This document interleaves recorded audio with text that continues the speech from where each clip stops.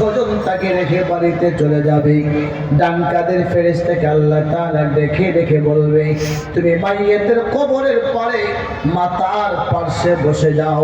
বাম কাদের ফেরেশতাকে বলবে, তুমি মাইয়েতের কবরের পারে পায়ের পাশে বসে যাও। দুইজন দুই পাশে বসে কিয়ামত পর্যন্ত আমি রবের নামের জিকির করবা। তোমরা দুইজন ফেরেশতা মিলে সারা জীবন যত জিকির করবা, আমি আল্লাহ তাআলা জিকিরের সওয়াব আমার বান্দা বান্দির আমল নামায় দান করব। সুবহানাল্লাহ। আমার রব কত দয়া, রব কত মায়া। ফেরেশতা জিকির করবে, আল্লাহ সওয়াবের হাদিয়া আমাদের আমল নামায় দান করবে। জোরে বলুন সুবহানাল্লাহ। এ মুসলমান, আজকে আমার একটা আলোচ্য বিষয় আপনাদের সামনে আমি পেশ করব। আমার কথা বুঝতে সুবিধা হবে, পূর্বে আলোচ্য বিষয়টা বলে দিচ্ছি। আমি আপনাদেরকে জিজ্ঞেস করতে চাই, আমরা পরকালে জান্নাত চাই কি চাই না? মূল বিষয়টা এটাই যে আমরা রবের জান্নাতে যাব কিভাবে। একজন মানুষ দুনিয়াতে জগতে সব কিছু পাইছে, ক্ষমতা পাইছে, ধন দৌলত সব কিছু পাইছে, শুধু রবকে হারাইছে। বলেন কাকে হারাইছে? আমরা বলবো সে সব হারাইছে। আরেকজন মানুষ দুনিয়াতে সব হারাইছে, রবকে আপন বানাইছে। তাহলে আমরা বলবো জগতে সব হারায় যে ওটা রব পাইছে, আমরা মনে করবো সে সব পাইছে।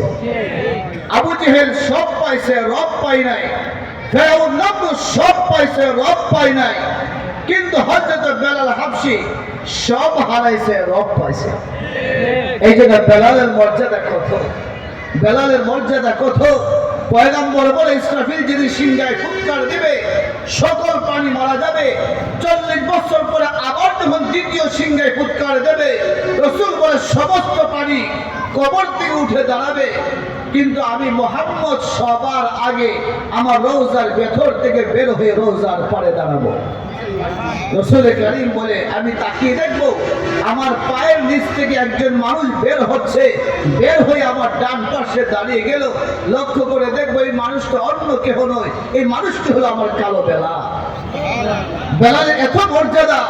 আমার রাসূল বলে, সকল হাসরবাসী হাসরের মাঠে যাবে, কিন্তু আমার রব একটা জান্নাতি জন্তু পাঠাবে, আমাকে জন্তুর পিঠে উঠানো হবে, কিন্তু জন্তু রশি ধরে টানবে কে? রাসূল বলে, আমি তাকে দেখবো আমার জান্নাতি জন্তু রশিটা আমার সাহাবী বেলালের হাতে। তো বেলালের এত মর্যাদা কেন? তো বেলালের মর্যাদা কারণ একটাই, বেলাল জগতে সব কিছু হারাইছে, রবকে আপন বানাইছে। আমরা জগতে কিছু পাই বা না পাই, যে কোনো মূল্যে রবকে পাইতে হবে। কথা বলে ঠিক কি ঠিক না? কাকে পাইতে হবে? রবকে পাইতে হবে। বর্তমান দুনিয়ার দিকে তাকাইলে আপনারা দেখবেন পৃথিবীতে 3 প্রকার মানুষ আছে। বলেন কই প্রকার? একদল মানুষ পাবেন নাস্তিক, যারা আল্লাহকে আল্লাহ বলে বিশ্বাস করে না। দ্বিতীয় একটা দল মানুষ পাবে আস্তিক, আল্লাহকে আল্লাহ বলে মানে, আল্লাহ যে আছে সেই কথাটা স্বীকার করে, কিন্তু রবের সাথে আরো শরীক সহ মানে।